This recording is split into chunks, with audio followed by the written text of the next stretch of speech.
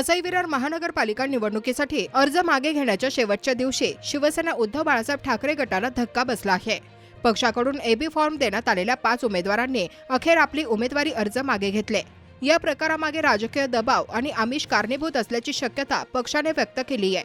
अर्ज मागे घेतलेल्या उमेदवारांमध्ये प्रभाग क्रमांक 19 ब एसटी आरक्षित येथील आरती वाढाण, प्रभाग क्रमांक 13 ड येथील हरिश्चंद्र पाटील, प्रभाग क्रमांक 13 अ येथील ऋतुजा चोरघे, प्रभाग क्रमांक 24 ड येथील श्रीकांत महाकाल आणि प्रभाग क्रमांक 21 ब येथील मोहन बर्वे यांचा समावेश आहे।